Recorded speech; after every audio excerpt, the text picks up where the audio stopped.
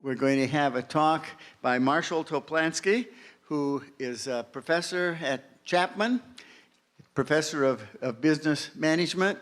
He and Joel Kotkin wrote this important book recently, and he's a very interesting guy who was a successful businessman, MBA from Harvard. And he left the dark side and came over into the sunshine, and he's been teaching at Chapman for 2 years or three years, and I think you're going to enjoy this. Then we will take a short break, then we're going to come back and we're going to talk about the prescription.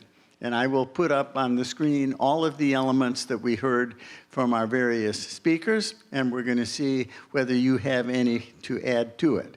And then we'll have the final exam that will only take about an hour. Okay. So please join me in welcoming Marshall Toplansky. Thank you. That's very sweet of you. Good evening, everyone. I'm hoping that tonight will be interesting for you. I've got about 40 minutes of slides and commentary. There is a lot of data that I'm going to be presenting, so I want to just apologize in advance. Sometimes it's going to be hard to read on the screen.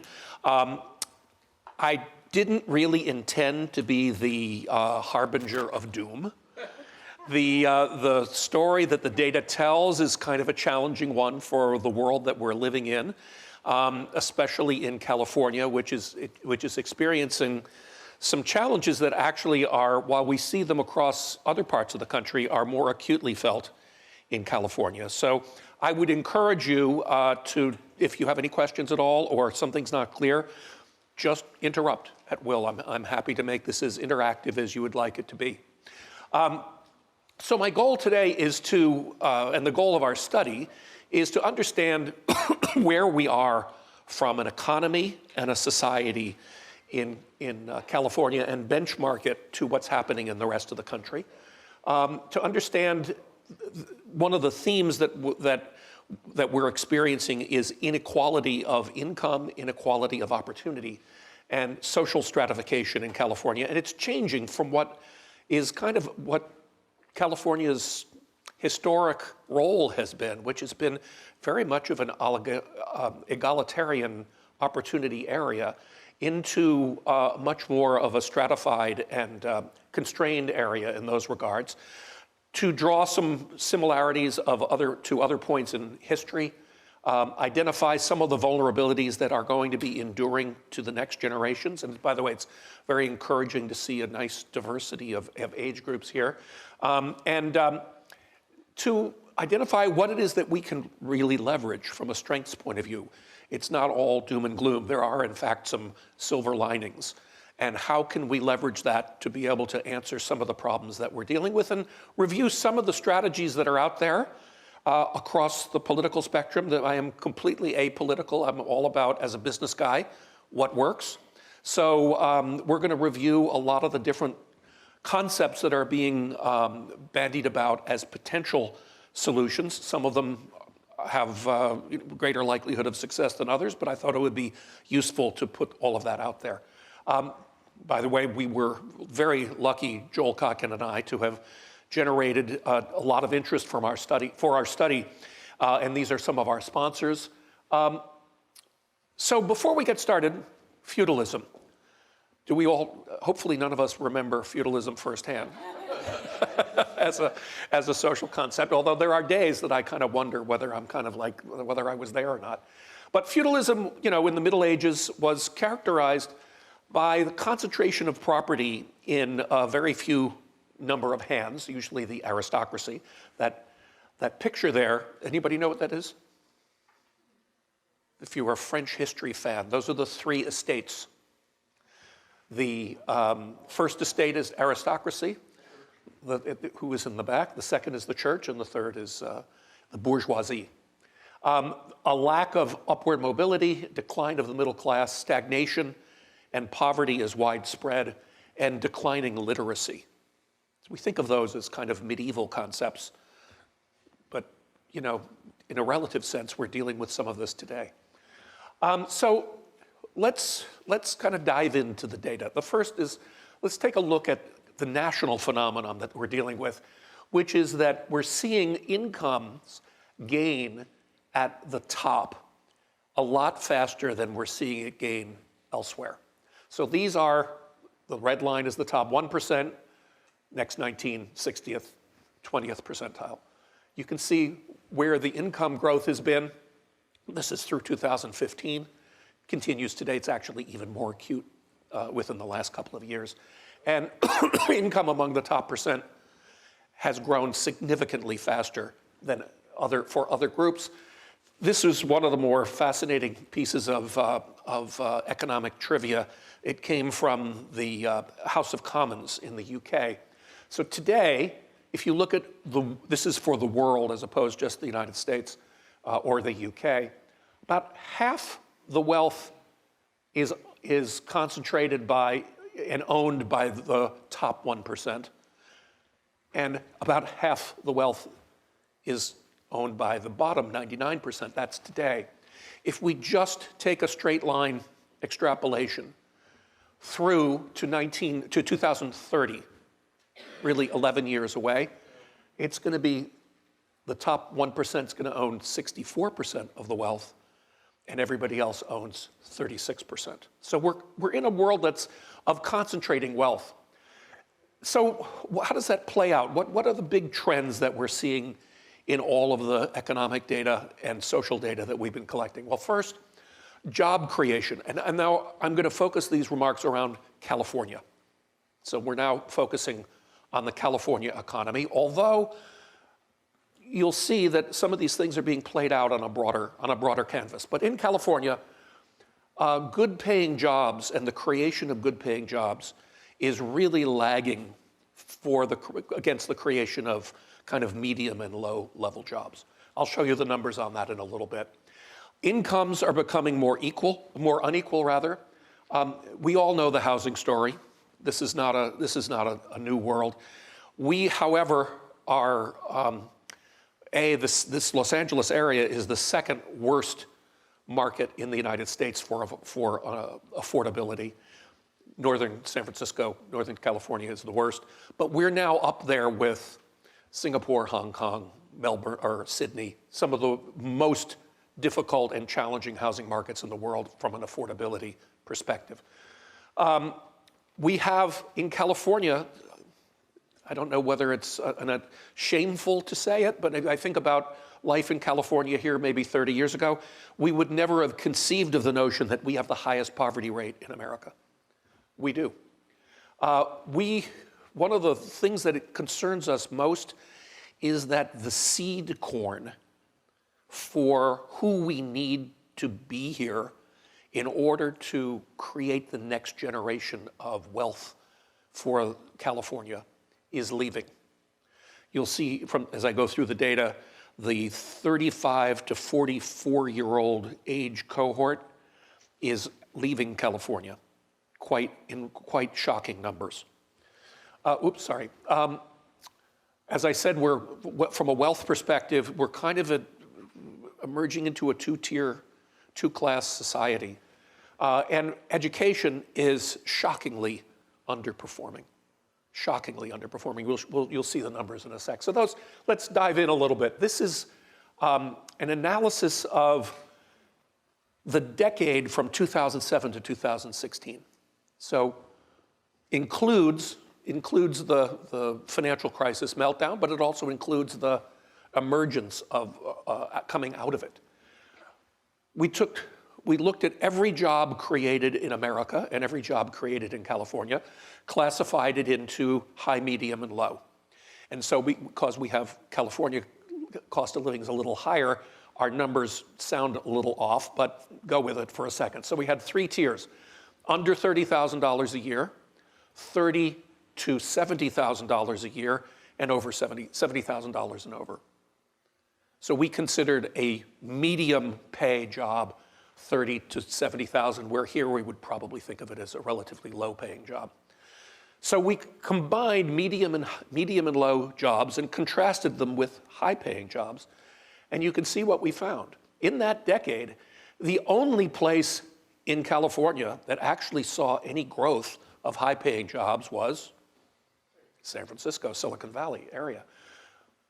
Here in our coastal counties, we lost 41,000 high-paying jobs. Statewide, we lost 36,000. So we actually felt it a little more acutely here. And in the US, we lost 192,000 jobs. Gained lots of other jobs. Lots of medium and low-paying jobs. But what is that going to do in a high-cost environment like California? That's very, very difficult. Hard to make a living on $50,000 a year in California. So the other thing we're seeing is overall economic growth has started to slow at a more rapid pace here in California than elsewhere. This brings us to the second quarter of 2018. Because of the government shutdown, there was a delay in getting the Q3 numbers out, so I don't have them in yet, but or they just came in, and I didn't put them in the graph, but it shows the exact same trend continuing. The Golden State, the gold line, historically almost always outperformed the US in terms of economic growth. As you can see, it's now slipped below average for the rest of the country. So not a good thing. Gini. Anybody here know the concept of Gini? This is the degree of income inequality. So the higher the number, the more unequal the distribution of income. So you think about classic countries where you have a small aristocracy, Banana Republic type worlds where you have a few families owning a lot of the wealth and then everybody is impoverished. That would be close to a 1. And the closer you get to 0, Sweden, Denmark, the more equally distributed the income. California is now up there with New York. And by the way, at 0.45, it's starting to get close to some of these other places that are very unequal. Sweden, for instance, like a 0.2, just to give you an example. So even within the United States, where California used to be, and when I say used to be 10 years ago, 15 years ago, a very much of a land of equal opportunity and equal spread of incomes, we're seeing that diverge quite a bit now. And a lot of that is because of the super wealth being created in Silicon Valley. That's going to throw some of the numbers off. But it's actually, when you look at the amount of people that are making below the median, or below the average, it's quite a high number. It's also growing faster here than any place in the United States. This is the percent change in Gini from 2006 to 2016. As you can see, highest growth of inequality of any place in the country. At the same time, 4 of the country's 10 lowest income metropolitan statistical areas actually are in California. You can see where they are: Imperial County, Tulare, Fresno, and Merced. Those are actually among the bottom 10 counties in the United States when it comes to income. How does that play out? Well, so let's take a look at housing prices as an example. So housing costs are more than twice those of the rest of the nation. So if you look at, and this is through 2015, the number for California, which is that dotted line number, is actually now closer to 9. The scale here is interesting.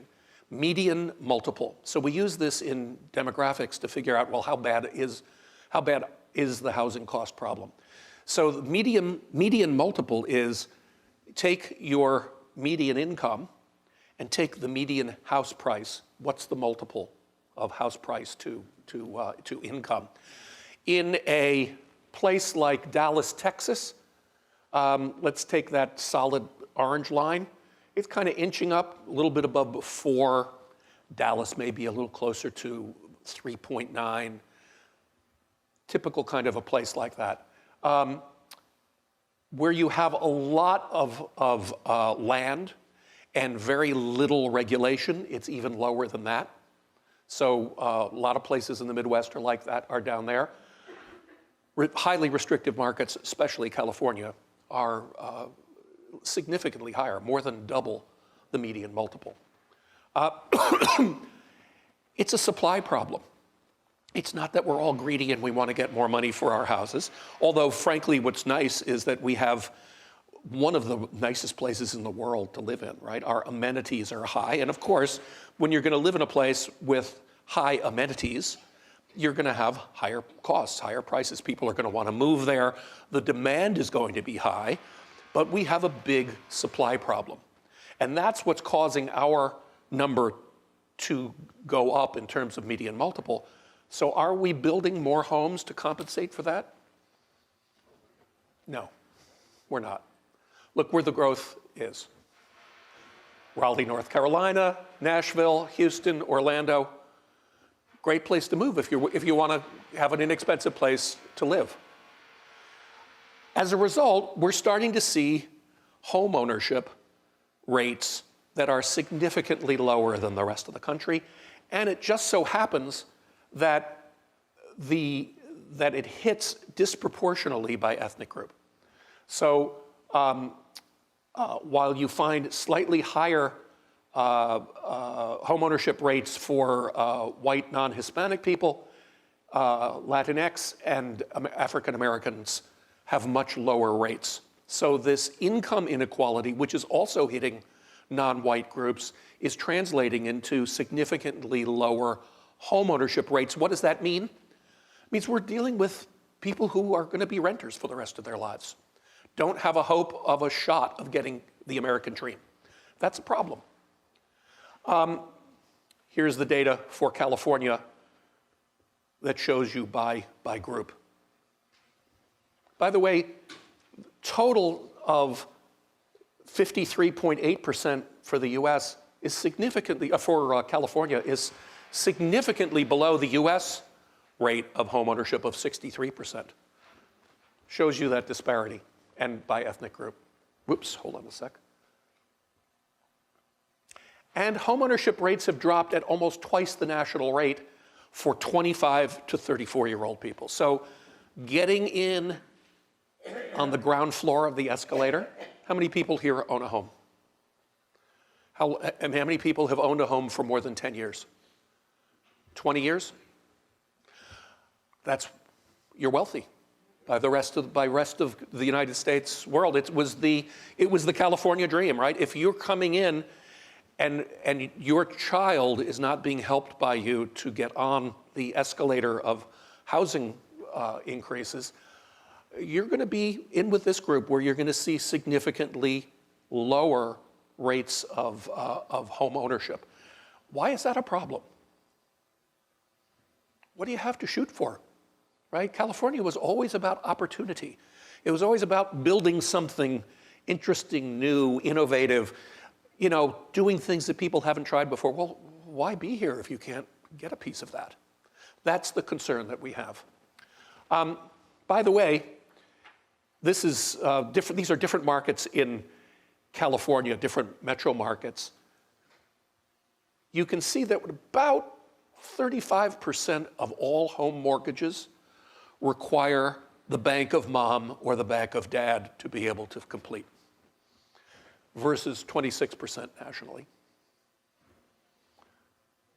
Now, let's look at another aspect of this, which are poverty rates. Any questions on housing before I move on to the next joyful topic of poverty?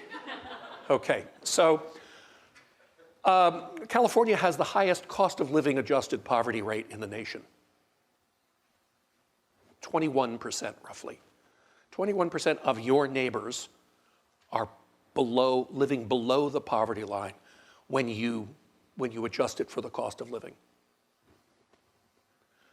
Poverty rates here in California are higher than the US as a whole, and it extends across all ethnic groups. Poverty rates are higher in other ethnic groups besides white groups, as you can see. The numbers for Latinx, black, Asians, and whites. The white poverty rate for California is 16%, 10% nationally. For African Americans, it's 28% in California versus 22%. Biggest disparity, Latinx, which of course is the biggest growth population group, along with Asian Americans in California.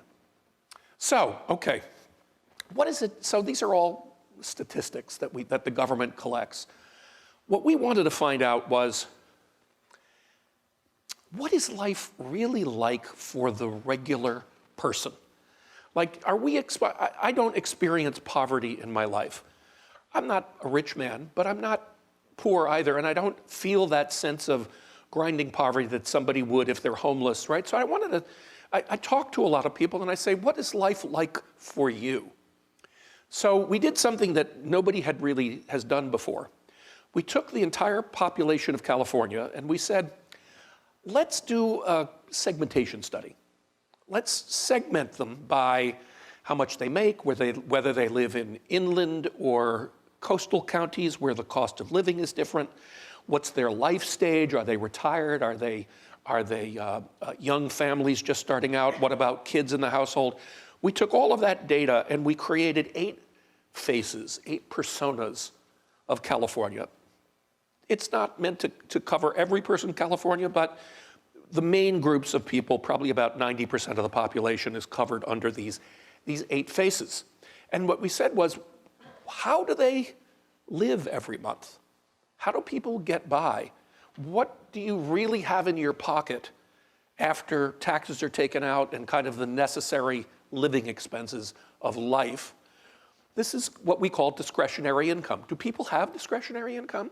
Because if they don't have discretionary income, are they going to be buying annual memberships at the Aquarium of the Pacific? Are they going to be buying concert tickets? Are they going to be buying baseball tickets? Or, are they going to able to do anything, right? And our economy is so dependent upon discretionary spending. What does it look like?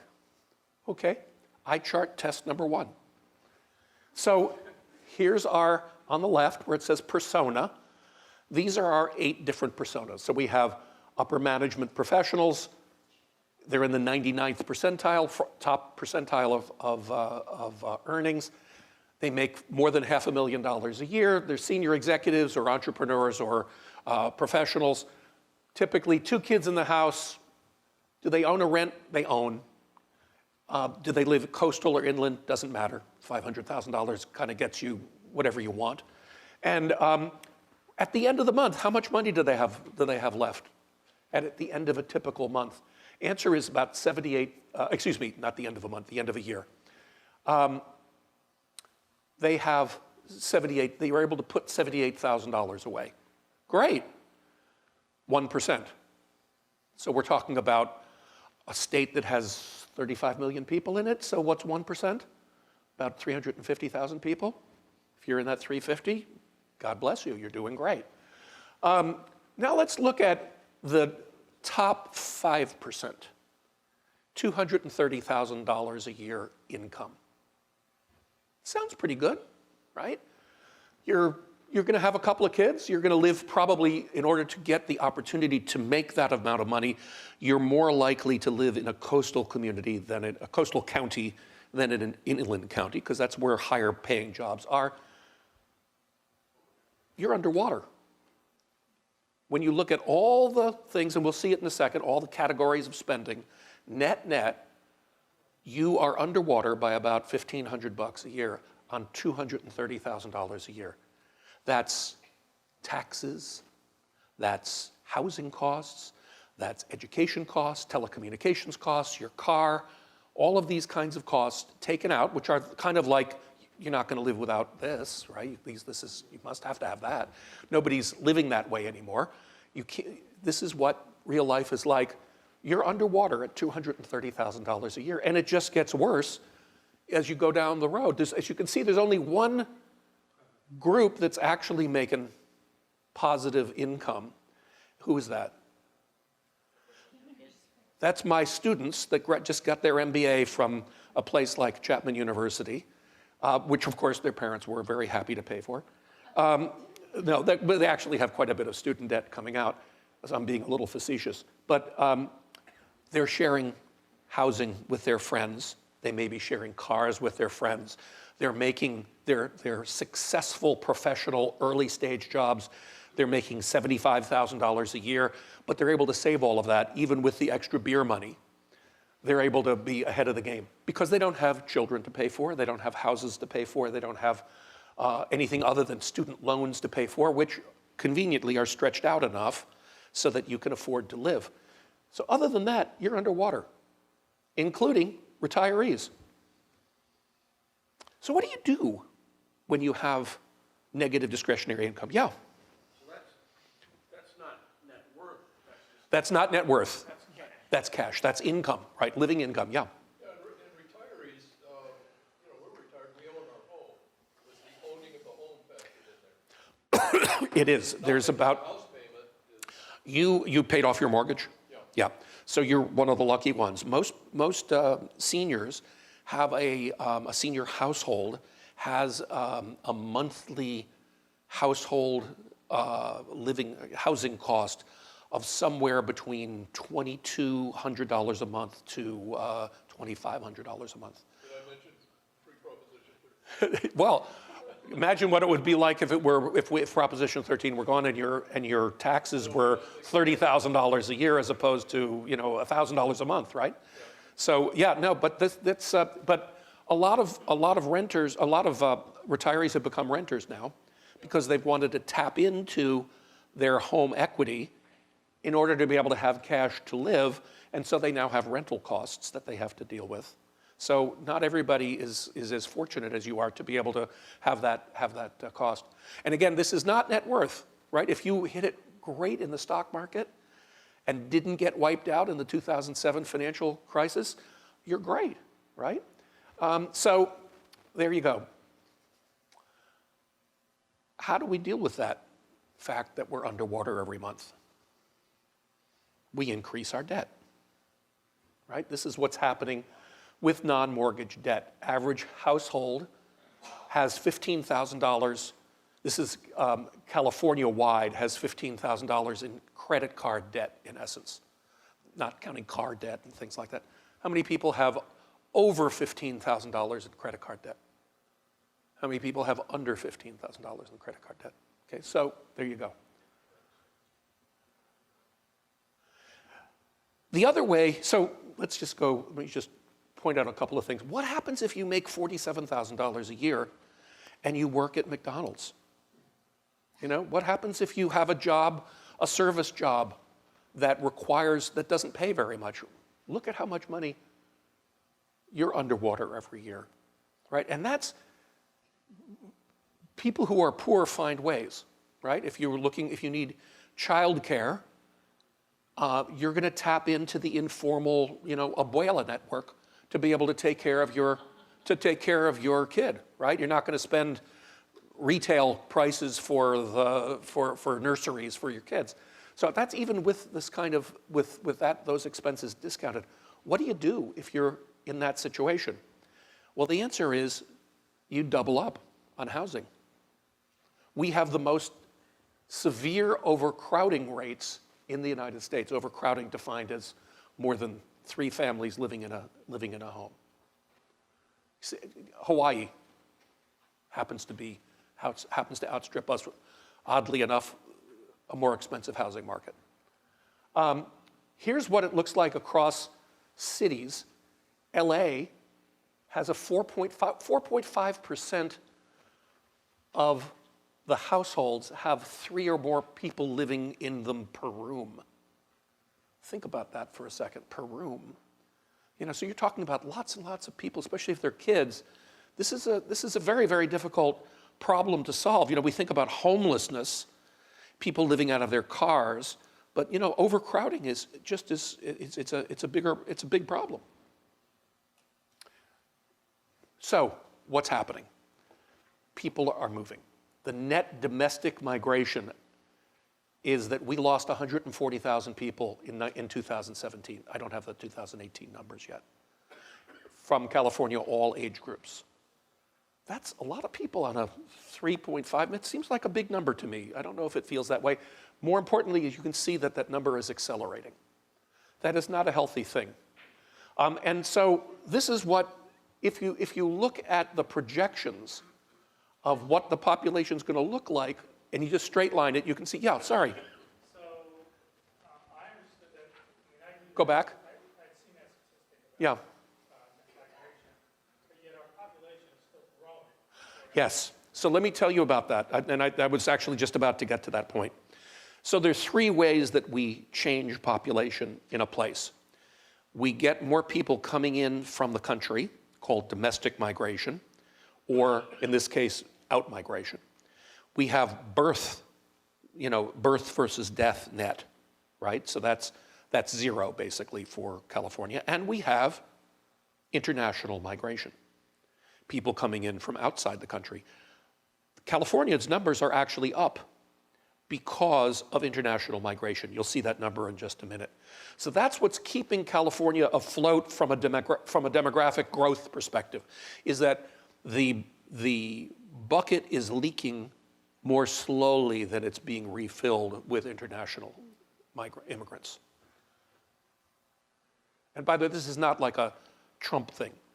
This is not like disaster at the wall. This is, immigration from all countries, including people of means who move here as well as people who are poor. However, having said that, this is the breakdown of domestic immigration, out migration by income group. The high earners are pretty much sticking around. Where we're seeing the biggest growth is in people who can't make it on 40,000, 50,000 of the McDonald's person. Say again?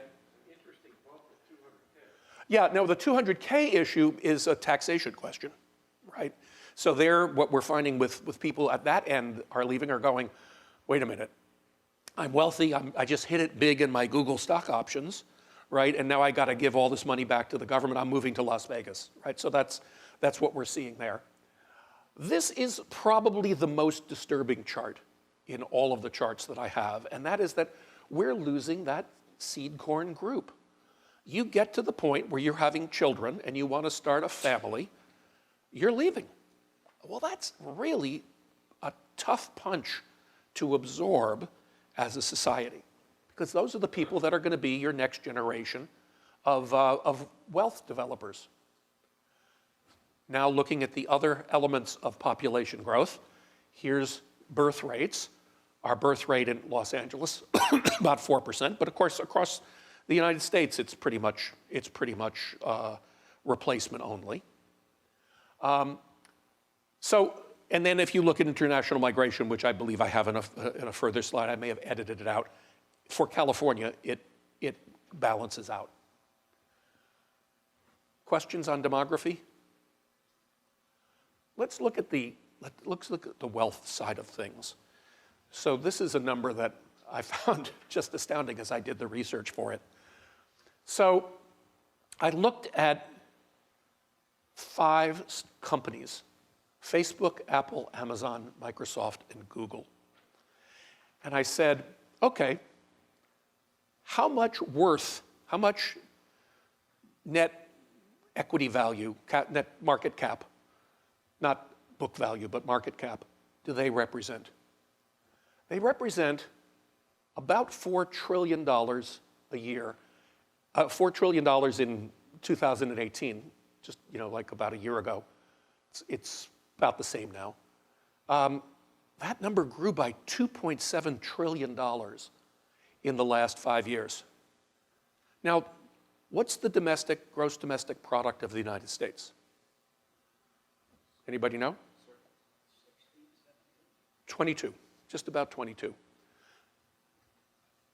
2.7, now GDP and stock market value are 2 different things, but they're, it's quite an interesting number to look at, to think about the fact that the growth in the value of 5 companies is equivalent to 15% 10, 15% of the total gross domestic product in the United States.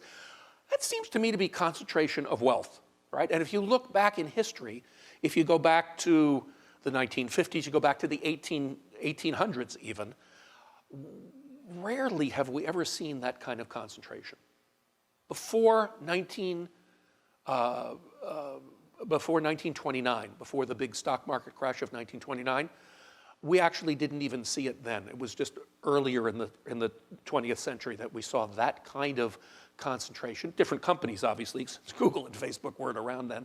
But very, very rarely did we see it. We saw it in the 1890s, which happened to be the era that was characterized by antitrust legislation. To break it up, the Gilded Age, the robber barons, or the railroad age, the companies that were just starting out, kind of fueling the industrial modern economy. But we haven't seen it since. Yeah.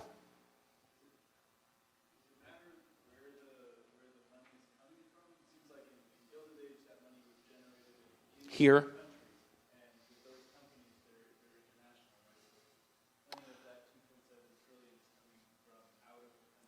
That's a very, very good question. So the question is, what's the concentration in the source of the wealth, of the ownership of these companies? So a lot of it is in institutions, right? In places like CalPERS, which is kind of maybe a good thing, right? Because anybody here on a pension from the public, well, so that's helping you, right? Because you're able to take advantage of it if CalPERS is a investor in those companies. But it's a relatively few institutions, but from a personal wealth point of view, a relative handful of humans who have been participants in those companies. Just like it was in the early 20th century, right? With industrialists and financiers like JP Morgan concentrating that wealth. So it is not necessarily really that much spread around. This is what Silicon Valley has become. This is a map of the social structure, the class structure of Silicon Valley. You have venture capitalists and company founders at the top. They're the ones that are getting the huge rewards from these companies. Skilled professionals without whom they couldn't do anything. Gig workers, by the way, including possibly H-1B visa holders, who are a kind of gig economy group, and the untouchables, right? This is a highly stratified class structure. And by the way, we didn't make this up. This comes from academics studying the subject in Northern California. This should blow you away a little bit when you think about the past of California being more egalitarian than today. So the top 1% earn between 31 and 47 times more than the bottom 99%. Okay? In 1989, it was between 11 and 17. So there's always a disparity, right? The people at the top always earn more than the people. But the question is how much more? 31 to 47 versus 11 to 17. Yeah, well, yeah, I mean, so failure is not failure in Northern California. Failure just means you're still refining your business model, right? If you're a VC in Silicon Valley, having 3 failures under your belt is a reason to hire you because you've been there, done that, right? So that's that kind of world that it lives in. And by the way, I'm not a socialist, right? I'm not saying, let's make the top guys have the same income as everybody. I'm totally in favor of incentives, but we have to have a society, right? We have to be able to. We have to have a place that works for everybody. Otherwise, we're gonna live in like we'll have one gigantic gated community for the wealthy, and the rest of us live in Waterworld or some other dystopic place. So this shows you from 89 to 2014, kind of same numbers. This is Northern California counties, but I used these numbers because that's where the high-paying jobs are. So you would think, well, this is kind of the California success story. Aren't all boats being lifted in that kind of an environment? Isn't that what we kind of learned when we were in university, that if, you can make, if we can generate wealth at the top, it'll trickle down. Everybody will do well, right? No, is the answer. In those counties, middle class is dropping, lower class is going up, upper class is going up. That middle is dropping out. Whoops, hold on a second. So, this is an interesting Anthropocene argument. What are those axes again? For which? This previous one over here? Yeah. So this is a percent of households by class by year. Mm-hmm. Right. So we have a kind of an interesting question of, okay, we're generating money. The good news is the government is, because of this great wealth creation, the government has been very creative in figuring out how to pull money out of that to fund itself. California is actually in pretty decent financial shape compared to where it was in the past. Well, so where do we spend our effort? What are we spending our money on as a society? Are we spending our money on trying to fix this gap? That middle income is moving out. Yeah, middle income is moving out. Middle income and middle age. Right. That's right. So, but think about this for a second. We could be focusing our money on doing this. We're actually focusing our money and our spending on reducing greenhouse gas emissions. Well, it's kind of an interesting question, right? And by the way, we haven't really done a very good job of it, which is what this slide shows us, is that for all of the massive amounts of money that we've been spending in government subsidies, in public policy spending to reduce greenhouse gases, because we are responsible stewards of the planet and we want to make sure that the place is good, right? We don't want people to choke to death.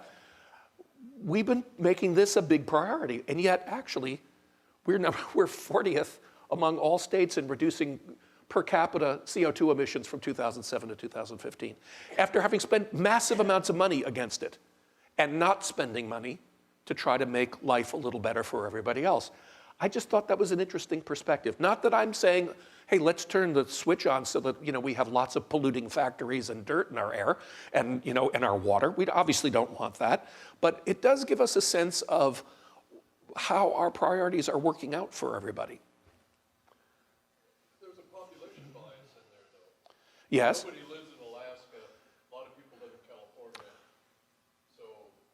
Well, you have to look at it on a per capita, right? Yeah. So that's on reducing per capita CO2 emissions, right? And it's reflected in energy costs, right? So why are energy costs $17.82 a unit, a kilowatt versus, and $15.47 in New York and 17 in Massachusetts versus so much lower in other places? Tax revenue. It's taxes is the difference. Really, government revenue collection is what the only difference between that number of any substantial amount, right? And all of our renewables that we love because it brings down our carbon footprint are actually having this impact of making it harder for businesses to do business here because the cost of doing business is higher. That's what that trend, that's what that number. So I'm not saying one is right, one is wrong. We just have to look at, well, what are we balancing in order to optimize on? What's the optimizing equation for life and for life? So the delta increase Mm-hmm. to 17.82 per kilowatt hour. Right. That's probably cents. Right, cents, sorry, not dollars, right. How much of that is because we're pushing renewables that are more expensive, and how much is taxes that are different? A little bit of both. Massachusetts, which is also pushing renewables, has a higher number, but the bulk of it is actually taxes. Because renewables are still such an incredibly small percentage of overall production, right? This is June 2018. The number in 2028 may be quite different if we have significantly higher percentage renewables, it may not be taxes, or that maybe that number will be even higher because it's a combination of taxes and output. Okay, here's another thing. Let's all get rid of our cars because we know cars are polluters, right? Let's get all those cars off the road and let's get people into mass transportation. That's what your policymakers would like to have happen, right? And so they're funding all sorts of wonderful things, including right here in Long Beach, right? With blue lines and with trolley cars in Anaheim and all of these kinds of things. Do we want that? Well, interesting. We spend a ton of money. We just turned off the tap on one particularly egregious bleeder, right? The railroad to nowhere. But if you want to go from Merced to Bakersfield, it's going to be a hell of a ride. Transit boardings have dropped across the state, including in San Francisco, where you have public transit modality the most mature of any place in the West Coast, right? Way down, way down. People are rejecting it. They don't want that. We're spending a ton of money on that, which could be going for other kinds of things, right? Could be helping people at the bottom. It could be helping with trying to figure out ways of increasing the supply of housing so that the costs come down. Lots of different places we could apply that money to. We happen to be spending a lot of money on this, and it's really not getting us very far. All of those, the LA area, the Expo line, all that stuff, Expo line, I think, is actually doing well because it's so new. People are just starting to get used to it. But overall, for the rest of the rail lines, and especially on the bus lines, people are finding ways to get to work without public transportation. By the way, a lot of them are using Uber and ride-sharing services. You know, just imagine if you were looking to subsidize, we spend all this money on buses. Where I live in Orange County, in Orange, city of Orange, I see buses going by all the time past Chapman, 2 people in it, 5 people in them. Right now, during morning rush, maybe that's a little different, but it seems to me to be a lot of wasted infrastructure. What if we gave every poor person vouchers to use Uber and Lyft to get to work? 0 infrastructure cost, right? And maybe a cheaper way of doing it. Anyway, something to think about. Just a quick comment. Yes. I did public transportation in LA, and it is so poorly designed that it took me 2 hours, bus, train, bus with big delays in between, so it's not. And so finally you said, how do I do stuff, right? I live in Orange, and you know, Chapman University, everybody know where that is actually in Orange, so it's an easy walk to the Orange train station. There are days where I have meetings, because I do some consulting with companies, where I could love to just get on the train, go to downtown LA, take a cab or whatever, or Uber from the train station, have my lunch, come back. There is no train that works, that is scheduled to run to allow that to happen. It's not well thought out. You know, in places on the East Coast where transit's actually doing reasonably well, like New York and Boston, they've figured that out. We just haven't been able to figure that out. And as a result, the infrastructure is just being underutilized at a tremendous cost. Yeah. Well, it seems like Boston and New York are really old towns that have had that transit system embedded in them for a really long time. LA itself is, where do you want to go? Right. Well, and we never had, in Los Angeles, we never really had an urban core, right? I mean, frankly, Long Beach was the closest thing we had to an urban core until we had places like Century City. I mean, if you remember, none of us can remember back this because we weren't even born yet, but back in the old days, Santa Monica was just a sleepy little village. That wasn't even a place, right? Downtown LA, kind of vital in pre-World War II, but that's about it. Yeah, so we don't have that legacy. The legacy cities that grew up on trains during the 1890s, and you know, then public transportation started right around 1900, That's where you see some adoption of that as a modality. Elsewhere, you don't. Yes? Apropos of that comment, I lived and grew up in New York City, went to school there, and then had early jobs there. Never had a car. Right. Perfect transportation. You didn't need one. Didn't need one. Right. And you could take the subway. You could take. Where in New York did you grow up? Where in New York? I'm from New York I lived also. in four of the 5 boroughs. Okay, so it was easy. You got on the train, you got on the subway, no big deal. Right. Yeah, no, and that culture just does not exist here. Yeah. Well, we killed off the red cars. Yeah, no, were It you, was actually a real estate scam, but, you know, they're putting it together to get you out to the suburbs to look at real estate. by the way, I'm not at all surprised by that, right? We wouldn't have Orange County if we didn't, you know. See Who Framed Roger Rabbit? Yes, I did, with the red car conspiracy. Was anybody here lived through the red car, when red cars were big? What could you do with them? Go anywhere. You could go anywhere? Is it like, Practically, you could go down the coast, you know, past Huntington Beach, and even all the way down to San Diego, I think. Drive them yourself? Or I've never even heard of this. Well, they were just low-tech, trolley cars, basically, light rail. Yeah. just hop on it. And, you know, I remember seeing the guys out in suits getting on it in the morning and going. And going to work. And, well, and it also, it took kind of like village to village, right? It wasn't like outlier to hub. We had a It was, turnaround right in Belmont Heights there. There's a big empty park now that used to be a turnaround for the. over like where 2nd Street comes in with a triangle. Interesting. All right, so we see that money that could have been spent to make the Anthropocene really great is now going into things that people don't use. Yeah.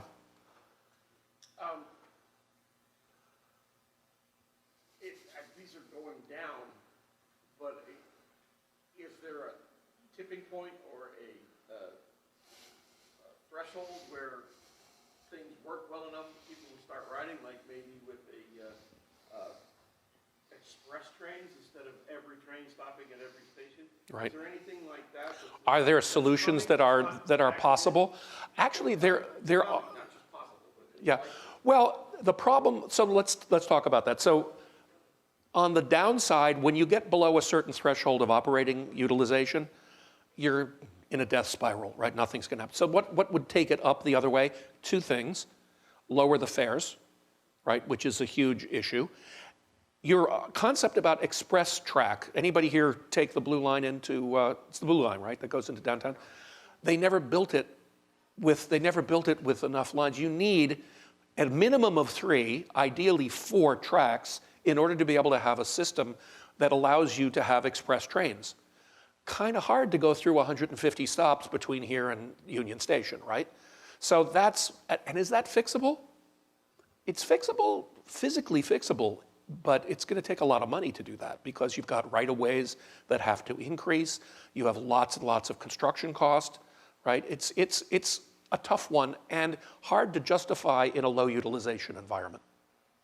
We just got through taking and we've been through England quite a bit otherwise, but just going to the train station, getting on a train, going to the next station.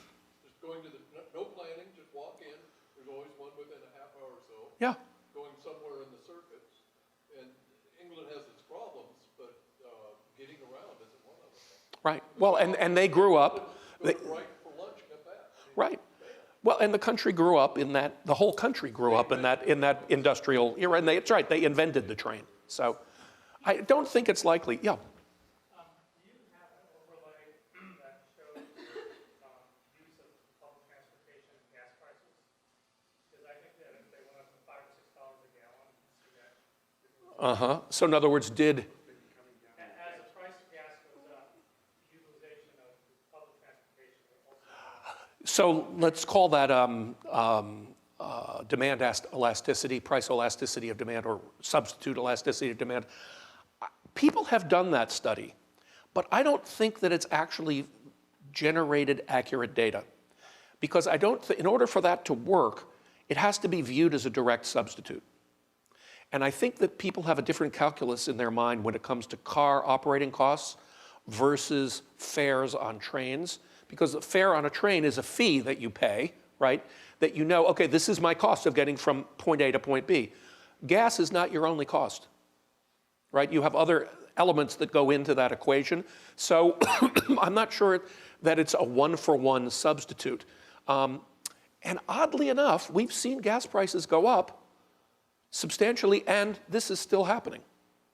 So I'm not sure. It's one of those, I'm sure economists would probably have studied that forever, right? Yeah. But the crunch here is that we are so spread out that wherever you got a train, it's very hard to get. Right, so if you were to say, hey, let's lower the cost of trains, you still have the cost of the taxi cab on the other end or whatever, right? So again, that makes it even more of my point about it's not a one-for-one substitution. So it's hard to make that calculus, even though a lot of people in the transit business are focused on that. The predictions haven't come true, and the problem is the optical number is the fare. So if that fare stays really high, you're gonna go, huh? Right? It just may not even be in your consideration set. So I think it's a conundrum for economists. Yeah. One of the drivers we have is congestion. Going up to LA, like to the Pantages with our 35-cent senior tap card, there are advantages. See, you're gilding the lily here. It's, even though it takes really the same amount of time we've driven it. In fact, we're driving it now because the blue line shut down. But it was just the convenience of not having to screw around with traffic. Yeah. Or just looking out on it. Right. It's nice. It's nice if it works, right? And by the way, Pantages, you can take the purple line right there and you're right. It's perfect. It's one of the few examples of something actually working. Try to come home at 11 o'clock at night. You know, that's the problem, is that they haven't figured that out, right? So the question becomes, this is actually something that Jerry and I were talking about earlier. You have this almost religious debate in California between, do we go with a model of higher density residences in cities and try to get more people in a tighter area so the land is utilized more effectively? Or do we try to go with more single-family homes or less density, recognizing maybe, you know, we have zero lot line kinds of things that we didn't used to have? Which model do people prefer? So my partner in crime, Joel Kotkin, is a huge fan of single-family homes, and his reasoning is that this is what people want. That is the California dream, right? To have your plot of land and, you know, your barbecue in the back and all of the, you know, maybe even a pool. And you have, you know, this kind of lifestyle represents an aspirational lifestyle. So the question is, do we have enough land even to utilize it? So we asked ourselves, we went out and looked and said, so, you know, how dense are we actually? And we found that California is actually only about, urbanization is only about 5% of the total land area of California. Now, there's a little legerdemain in there because we have a lot of wildlife protected areas. We have mountaintops in Mammoth that nobody's going to build a house on, right? In the Sierra, nobody's going to build a house at the top of the mountain. But at the same time, we actually do have some room to grow. There's land to go, you know, and we just have to focus on it as a priority to make that stuff buildable. The problem with housing is not that the prices are high. The problem with housing is that the supply is low. And so we have to find a way of increasing supply. Yes, we have the debate about what kind of fulfillment are we going to do, dense fulfillment versus less dense fulfillment. All of that is wonderful religious argument. But at the end of the day, if we can get a whole lot more houses built, we're going to do great. Or we can get more houses on the market, which I have a theory about. And we'll talk about that as one of my answers to the Anthropocene problem, which we happen to have two areas where I think we could find housing. One is rehabbing really lousy retail commercial space, right, which is just junk that was built in the post-World War II era that, you know, is characterized by major retailers like vacuum cleaner repair shops. none of these little strip malls can be making a whole hell of a lot of money for the landlord.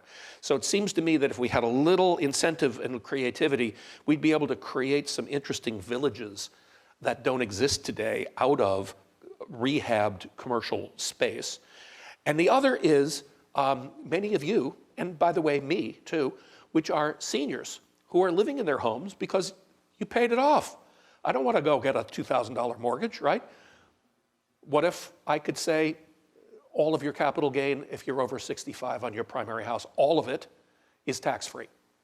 Now, maybe there's some ways of utilizing the tax incentive system to be able to incent seniors to make a move and show them that, hey, you know, the extra $500,000 that you'll make that isn't being taxed is actually going to be something that you can use in a senior community or some other place. But that would free up a lot of housing stock that currently is not used and not on the market and available to that 25 to 34 to 44-year-old group. Well, and that's part of the junky real estate thing, right? So if you, this is anybody, I don't know if anybody's been down to Laguna Niguel lately on the 5, but there was a big mall there with JCPenney's and Sears gone, turning into a mixed-use apartment area. So these kinds of areas will lend themselves. People will be creative in the development department, provided we can get our regulators to not overregulate the development of property. Today, it takes you between 10 and 15 years if you're a developer to get a project developed and approved through all of the approval processes you have to go through, and adds about $150,000 per unit to the cost of housing, just to comply with all of these regulations, which, by the way, do not exist in other parts of the country. And this, again, comes because we want to be very good stewards of our environment, right? We don't want to screw it up. So we want to have the, South Coast Air Quality Commission, audit for a property. We want to have the Coastal Commission look at the environmental impact. $150,000 a unit. Do we really want that? Jared can't even get permits for environmentally sound products. Right, exactly. All right. By the way, there's a myth out there. The myth is that somehow, magically, if we build in a dense fashion and we put a lot of units on land, the per unit cost is lower because you're taking the same plot of land and you're spreading the cost over more units, right? Seems like axiomatic, or how easy is that? Turns out it's wrong, right? It actually costs more to build a high density per unit. Costs more to build. Why do you think that is? Steel versus wood, you're in a different code for multifamily than you are for, those are the numbers. Right. So that just goes to show you the difference in construction. This is in San Francisco with all of the regulations. That's an amazing statistic. Yeah. That's counterintuitive. It's completely counterintuitive, but it's true. Eye chart number 2. Show this to any city government. Yeah, we do. Read books. I presented this about 2 weeks ago to the Orange County Council of Governments, and they were just like, what? Exactly. No, they were, it's an underappreciated fact. This is, now we're going to move into education. How am I doing on time, by the way? You're way over already. I am really? Okay. Tell me if you want me to shut up. I'm happy to do that. No, we call it the Schubel effect. Eye chart number 2. This is where the jobs are going to be in 2026. Okay? And where they are today. And so where's the growth going to be? And by the way, how much money you make. So that numeric change, 2016 to 2026, is where the growth is. Okay, you can see, you can kind of go through there. And see, this is the latest statistics from the California State Employment Development Department, which issues a forecast. And as you can see, a lot of the stuff it kind of falls into two categories. One is occupations that require a lot of human touch, human, contact, like personal care aides, right? Those kinds of things. And a lot of it is math, science, a little bit of management. That's where the growth is. And then you contrast the second column, or that third column, I guess, with what the salaries are that these things pay, and you can kind of see what a desirable income is going to be. Management occupations, of course, number one on the list, but computer and mathematical occupations. So this is nothing that should come as a big surprise to you, right? We all know STEM is the growing thing. How are we doing on that? How's our educational policy doing on that? You can't read that, but you can see the blue line, right? We are right at the bottom, and this is 4th grade standardized math testing. This is arithmetic, right? Now, as a professor at a prestigious university, I can tell you that it's not just 4th graders. Doesn't have anything to do with the fact that calculators do all the work for them? I used to think that, but even the relationships are off. So if you said to like I say to my students, like, what's the return on investment for this particular investment? Like, you're going to spend X amount of money in advertising and you're going to get Y amount of sales. What do I divide? What do I put on the top? What goes on? And I sit there and go, really? You guys are at Chapman University. This is like, we made the list of of schools that people bribe to get into, right? You shouldn't be. This is the definition of an elite school, and so this is Proposition 13 at work, by the way. This is what happened to our schools when we stopped funding them. Now, I can say with cheekiness, right, that it's Proposition 13, but it's also greenhouse gas spending. It's also trains to nowhere. That money could be recycled. It could be directed into education. It doesn't have to be taking it out of the hide of the homeowner, right? But the fact is, we're not doing very well, and we need to do something to address that. Okay, we're wrapping up. Implications of the data. It's starting to look a lot like feudalism. Lower social mobility, greater fealty to those with wealth. People who work report that they are just scared out of their minds, right? Because they're working in companies that could just get rid of them, and that the level of income insecurity, job insecurity is very, very high. And so they feel as though you kind of have to be, you owe fealty to those with wealth. Massive poverty, LA County, one of the worst in the nation. Look at our homeless problem, 55,000 people. Shameful. Because of the fact that we don't have that same dream available to us of homeownership, we feel less of a stake in societal growth. That is, trust me, not a really good thing. Looking back through history, when people become disconnected with their institutions of authority and start feeling as though the whole thing is a rigged game and that they have no possibility of winning, generally the outcome is not a positive outcome. So we need to focus on policies that are going to help the middle class. And by the way, we are going to have to be faced with some very serious trade-offs between environmental spending for the environment and things that make life livable for the people that are here, right? Doesn't mean we're going to be, opening up oil refineries and hitting the let's pollute the environment button, right? But it may mean that we have to rethink the priorities on some of those things. What's being talked about? Well, one topic that comes out is universal basic income. Interesting topic. Anybody know what that is? So that's basically, everybody gets money.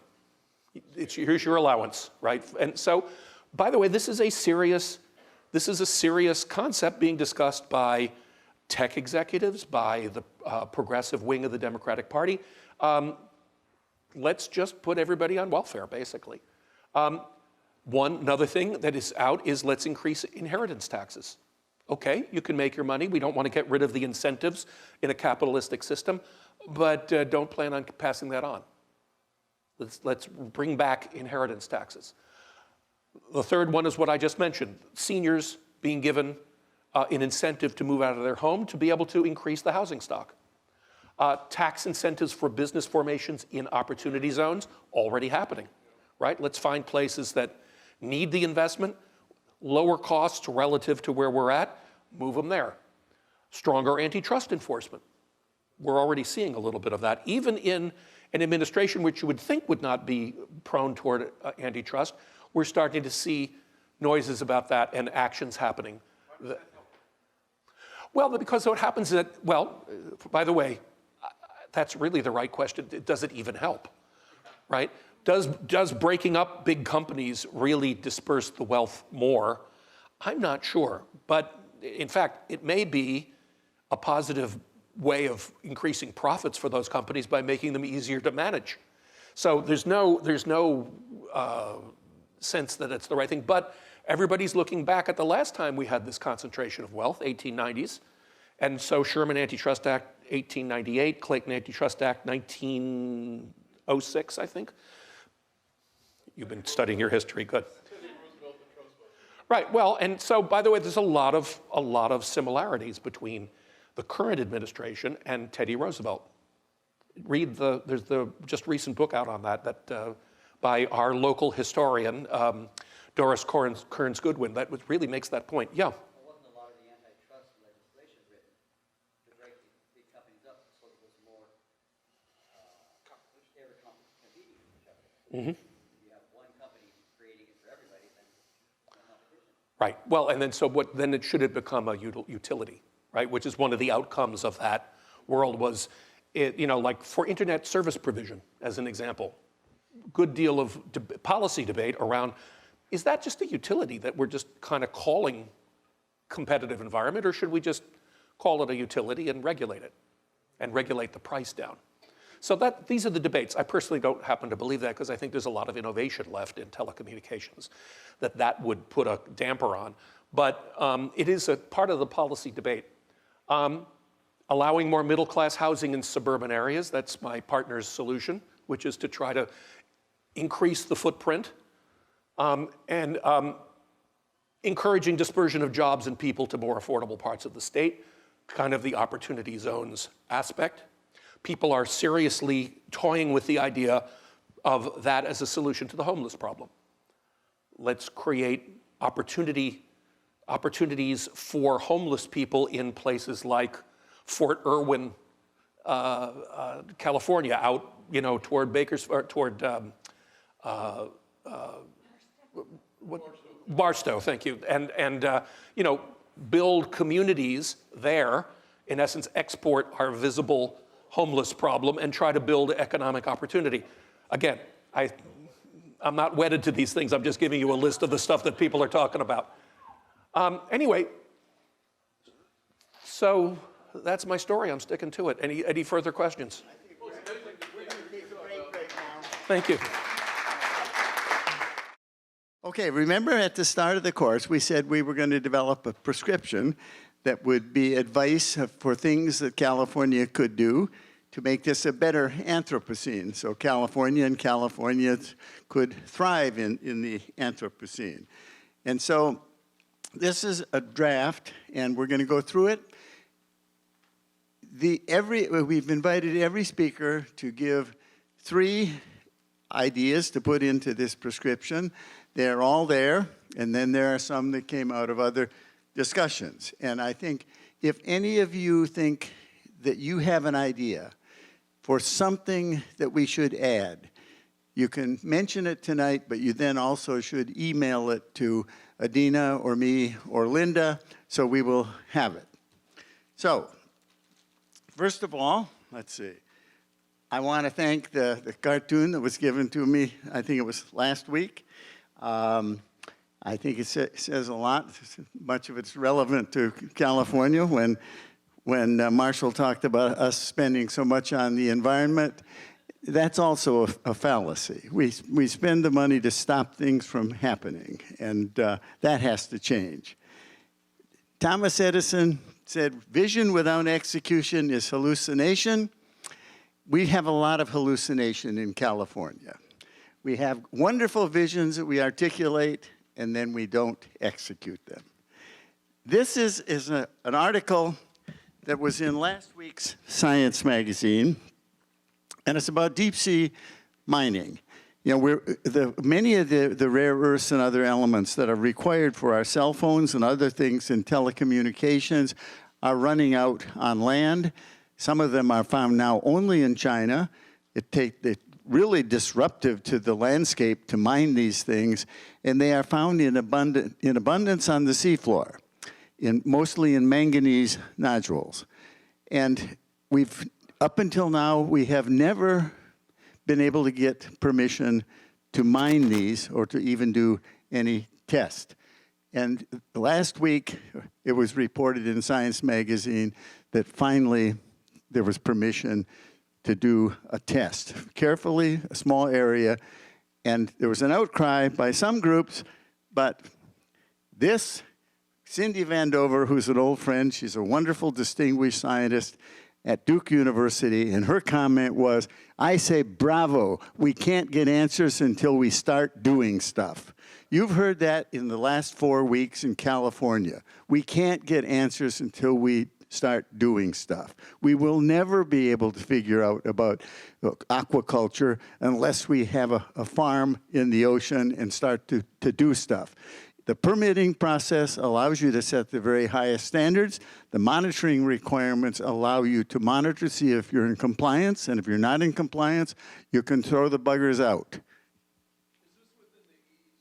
No. This is in international waters, but there's the International Seabed Authority, and so this is the first time. We need to be able to do this. I'm trying to get Cindy to come out to give a talk. California could take a lesson here.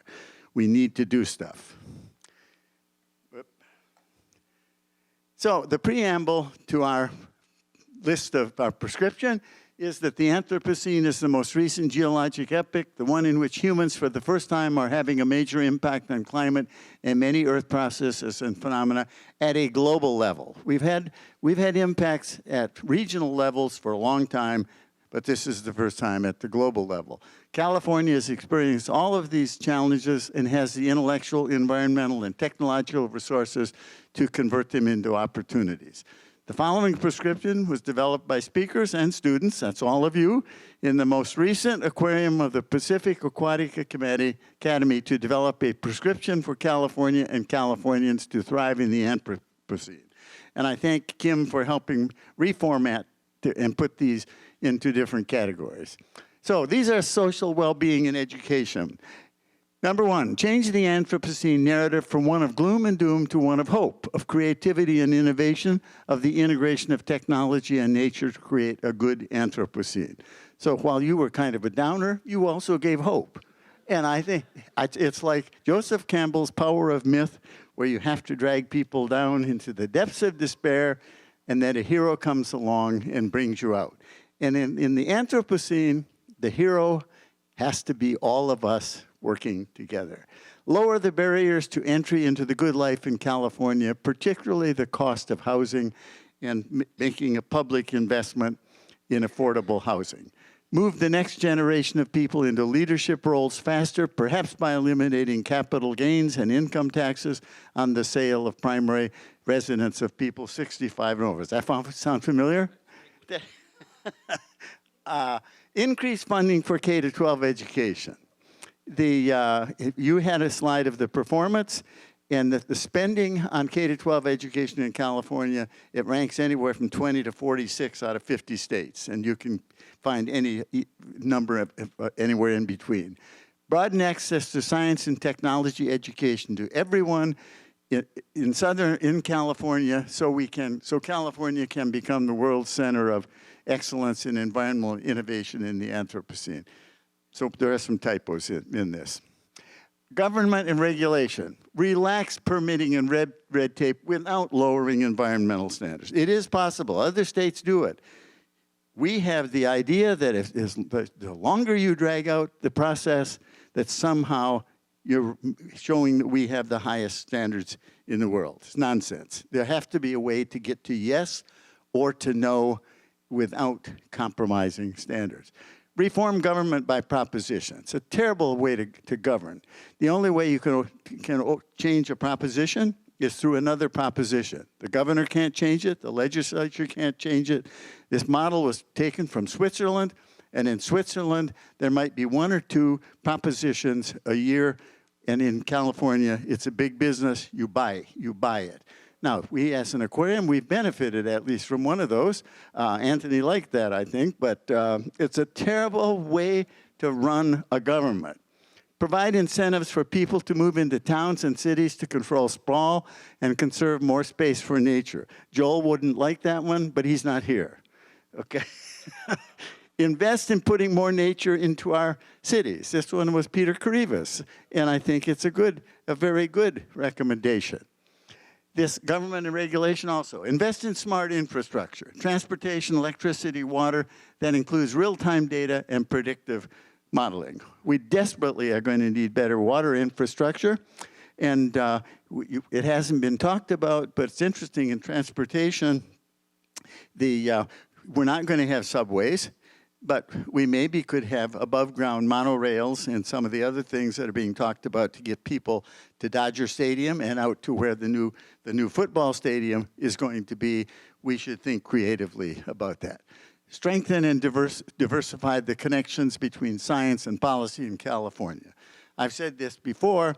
I've now lived for a decade or more in Michigan, Massachusetts, Maryland, New York, and California. I've never lived in a state where we had more scientific depth and breadth. I've also never lived in a state where the mechanisms for putting knowledge into the policymaking process are fewer and weaker than they are in California. We've got to change that. Develop new mechanisms to integrate science into the policymaking process. And those two go together. This comes in safe and secure water for all. We've got to provide safe drinking water. Tomorrow we have a group coming here, and I've been asked to give a talk right after the head of the State Water Control Board. I know he's going to say everything is under control, we're doing a good job. I'm going to follow that 200,000 people for more than a decade have not had safe drinking water in the Central Valley. And episodically, the number goes up to 1 million. Mostly these are those poor people that you've talked about. They're spending $50 to $70 a month on bottled water that they can't afford. One woman who has 4 children, and she and her husband, they live in 3 rooms, and they're spending that amount of money that they don't have. It's just unforgivable. Replace lawns with drought-tolerant vegetation in Southern California. Reduce land devoted to growing low-value, water-intensive crops, such as alfalfa, cotton, rice. We have to do this because of climate change, if for no other reason. So we might as well start now. Integrate land and ocean-based food production.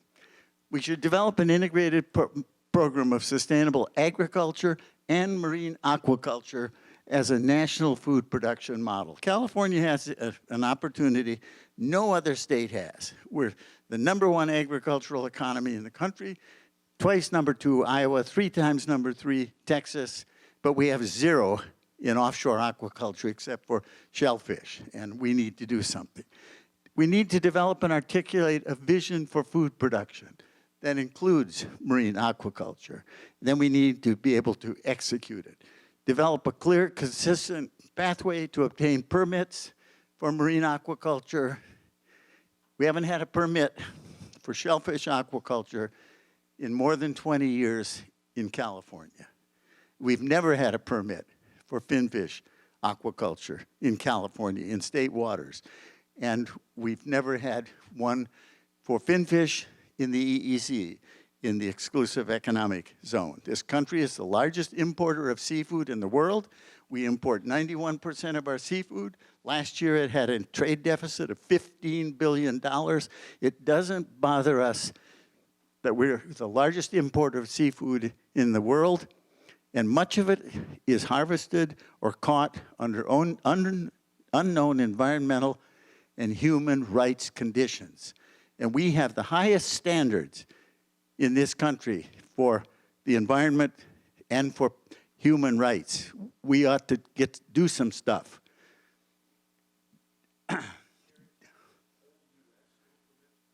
Yes, the entire U.S. with the second largest exclusive economic zone in the world, slightly smaller than France. And I don't think you can believe the French anyway, but develop a clear and consistent pathway to get permits, complete the PEIR. That's the Programmatic Environmental Impact Review that has stymied aquaculture development in California for more than 15 years. That should say finfish aquaculture. This program started in 2003, and it has not yet been completed. I was at a meeting in Sacramento several years ago talking about this, and I said I could take 2 scientists, 2 regulators, and a chimpanzee and complete it in a long weekend. The next thing I knew, I was put on the Ocean Science Trust. Using the best tools available, we should site a farm in federal waters off California, establish a scientifically based monitoring program to assess its impacts, and make any adjustments required to keep impacts below the thresholds incorporated into the permit. You've got to do stuff. You've got to try stuff. This idea that we're not going to try something is crazy. And I think we should keep Diablo Canyon open as long as we possibly can, and maybe by then there will be enough sanity to realize that we can't take care of base load with renewables. There's no way that you can maintain base load with renewables. It's scheduled to close early in 2025. And no, we want to start a debate. And we import something like a third of our energy we import, mostly from Arizona and Nevada, and it comes from a combination of fossil fuels and some nuclear. And so there's experts, and all of you are, that the 55 interested and dedicated California residents. Now, I guess if you don't want your name listed, you have to talk to Adina, and you'll have to pay some money to get your name taken off. But I think this has been a wonderful class. We've had fabulous speakers, and if anybody, does anybody see a glaring omission of something that belongs? Larry. Lower the voting age to 16, it's their future. How many people would vote for lowering the... You think the 16-year-olds now are any less informed than you were at 18? Yeah. Well, we'll put that in the list of possibilities. Linda or Adina, somebody? Yes, you go ahead. I wanted to, the rainwater capture that we talked about previously and the rainwater. Yeah, now that's a good one. We'll incorporate the different ways that we can meet the water demand, and you can stretch the supply, you can expand it, and that's one of the ways of expanding it, and you can reallocate. So we'll make sure that's very good, because this is another great opportunity for California. We have all the problems that are on the horizon with water around the world, and we operate more like a developing country than a developed country. We could become a model. One of the things we're always lacking in these academies is, we're a coastal city and a coastal state. I don't see any politicians out here doing continuing education. They're out raising campaign funds, but how do we get them in the classroom. How do we trap them? You know, remember that guy that came out from MIT, talked about the 15-minute exercise to try to pump knowledge into politicians' brains before they shut you down and ask for money? I wish I knew the answer, but Required continuing education, you know. To run for re-election, you have to have continuing, it's, doctors need it, lawyers need it. well, one of the things at the local level, the local level, we have a meeting coming up with the mayor and some others, and the idea is that once a year there would be a day-long program about what the issues are facing the city and what Long Beach could do. And so this would be with elected and appointed officials here, and then Dave, go ahead. I think what could be good to integrate the land and ocean-based food production is maybe tighter restrictions when it comes to the what's coming from overseas and more regulations in that area. I don't think that's So restrictions on imports. You know, that's not a bad one because I mentioned 91% is imported, less 2%, something, let's see, either 2 or 3% of all of the imports are ever inspected for anything. So do a better job of monitoring. Dave. So a lot of this has to do with government regulation, which would have to be voted on. So something in here about participation by a diverse and representative group of Californians in helping to make these decisions. So some way of increasing the civic action of the population of California towards these things. I agree with you, but I don't, it's like a little bit like what Bob said. In a prescription, you're supposed to be able to explain how to do something, but we'll make a note. I agree with you. We have to, and this was, some of you were here last night, and this was one of the messages that a cross-section of our society isn't participating in all of this. Somebody, yes? Kind of dovetailing what David said, a couple of things. First of all, the participation of voters in elections, not only in California but across the country, is abysmal. Yeah. And there has to be, I think education can help to an extent. The other problem is the voter suppression that goes on, not so much here in California, but in other states too, as well. But the problem of gerrymandering. Yep. That tends to solidify political positions that are not very progressive or enlightened. Yeah. California, a former colleague of mine is on a commission within the state of California to figure out a more equitable Senate and Assembly districts and congressional districts. I don't know if that has caught fire and has taken hold anywhere else in the country. But that is a huge, in my view, that's a very significant problem. Good idea. Let's see, before we go to, let's see anybody who has an idea who hasn't. Okay, Larry, go ahead. This is probably going to involve taking a scalpel to Proposition 13 instead of a sledgehammer, right? But make community colleges and state universities nearly free again.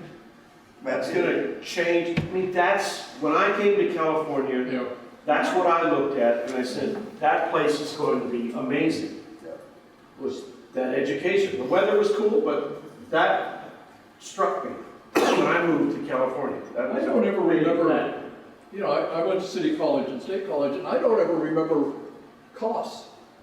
I mean, it was just, I don't ever remember any burdens or costs.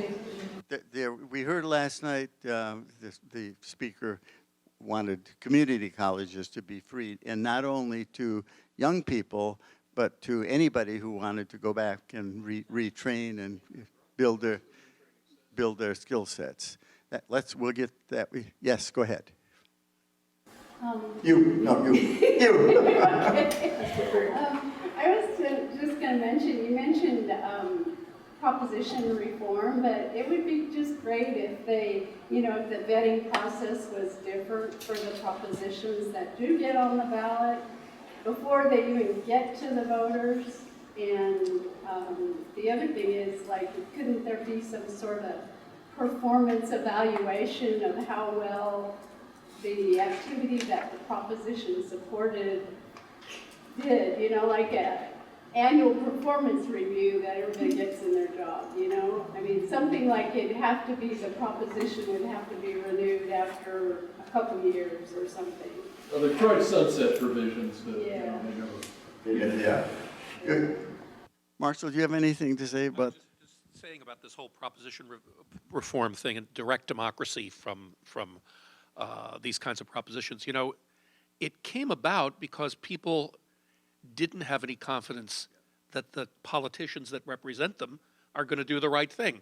So it seems to me that we have to do something to improve the quality of leadership that is, and the confidence of people in their leaders in order to be able to get rid of, of resuscitating a representative democracy. Yeah, well, I agree with you, but I think not having faith in the Senate and the Assembly and the executive branch and then replacing them with, that's not a very good solution. If you read the polls about confidence in institutions, you look at people's percentage of people who have confidence in the presidency is actually much, much lower. It's higher than what people have in the Congress, as an example. Only 8% of the people think the Congress is doing a good job, whereas 30-some-odd% think the president's doing a good job. Both of them are pretty horrible, but, Val, go ahead. This is going to be pretty controversial. Oh, I can't believe that. Since education seems to be a base that is really needed, I would suggest that the draft be instituted again for both men and women, and not necessarily for fighting. It should be for community service of some sort, and something that everybody would share in learning about things that are happening within our nation, for sure. Okay, well, we could put, it's interesting on this, the education, with the performance on the standardized test where we rank so low in our spending, and now we have a proposal to give everyone $100 or scholarships. But if I'm not performing at a sufficient level, a scholarship doesn't really help me. Give me a good, solid education, K through 12, and I can take care of myself. But that's not what we're doing for many. Frankie. When this list is produced, or however it's going to be displayed, are these examples, are these prescriptions going to be in layman's term for someone who didn't just sit through 4 aquatic academies to understand why we feel strongly about these? Because going with Bob and going with Dave and a few other people, I think our biggest issue is people not knowing why we care so much. I talk to my family anyone outside of Long Beach. They don't care. They don't care about fish or, they don't care. And so how are we gonna display this list of prescriptions so that a 4th grader could walk away knowing what we're talking about, and my 45-year-old aunt who doesn't care like that, if it changes or not? We're gonna work on that, and I hope that it will be understandable. And we are going to print lots of copies and put it on the website and get it out. We're just in a very visual world. I think having a list of things might not be helpful. Well, I think we can put some illustrations in it. But if it goes on, I can guarantee you that if it goes on for more than about 4 pages, nobody will read it. Certainly not anybody that can make a decision in Sacramento. Dave, go ahead. So I think to dovetail off of Frankie's point, I don't think that your family doesn't care. I think they do care, But what we haven't figured out is how to take the things that we're saying here and framing it in a way that lets them understand that it does connect to the things that they care about. Because we're talking about general prosperity, and you know, education, housing, general prosperity, food, you know, those are things that everybody can connect with. But then, you know, the devil comes in the details of how it's explained, right? So maybe it's more about, and maybe that's a prescription in here, is to make sure that the prescription that's in here is connected or framed within some universal, something that most people can understand and connect with. I think that's what you're trying to say too. But We'll try to do that. And I also think that a few of the statistics, probably not graphs, but that you brought up tonight, a lot of people don't realize the situation about out-migration, and that something like a third of the people live close to the poverty line if you adjust for cost of living. So, yes. Jerry and group. Education is a rather broad term because we have to determine how many people are going to go into a field that will be beneficial to society as well as themselves. People go into studies art, history, the English language for literature. What benefit would that be for the purpose of maintaining an advanced society for the Anthropocene? The need seems to be more oriented towards the sciences, the business fields, as well as shown by Dr. Polensky, of the people who are making the most money at those levels. Are we going to force people to think differently in the way of education?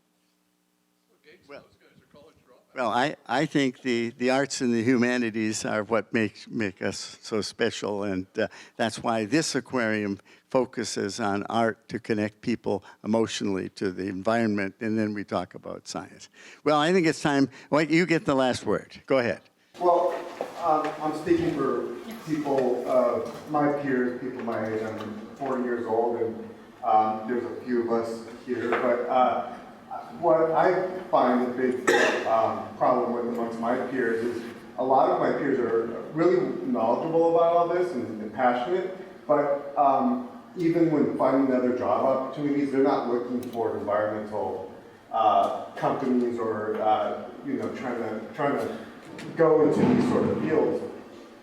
I started going to school again. I'm back in college for a degree in environmental science to try to change that. Even then, I'm finding that hard to navigate where exactly I want to land in all of that. So trying to get my generation more motivated to make these sort of moves, I think, is an important thing. You know, like I see a lot of people here, and most people here seem to be in the retired age, and that's too late, right? No, it's incredible that he's here. He's in high school, right? And I see a couple of other people that are younger than me, but I want to get more of my friends here and I've let them know about it, but the interest isn't very, I should say the interest is high for them to post crap on Facebook and on Twitter, but the ability Did they vote? to act upon it, No, yeah, they do. It's one thing to have a job in an environmental thing, but to vote environmentally, you can do it regardless of what your occupation is. Sure. I mean, Norm's right, you know, we don't vote in this country. Half the people don't vote.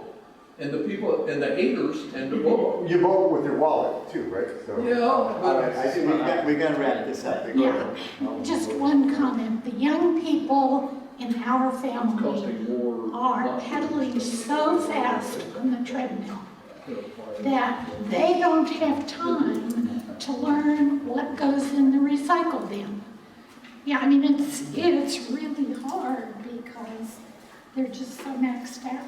Well, I want to thank all of you for being in this class. I want to thank Marshall and our other speakers. And if you have an idea for what you would like to have the next Aquatic Academy deal with, we will be making that decision over the next month. So send an email to me or Adina, and we'll try to to follow through. Thank you all very much.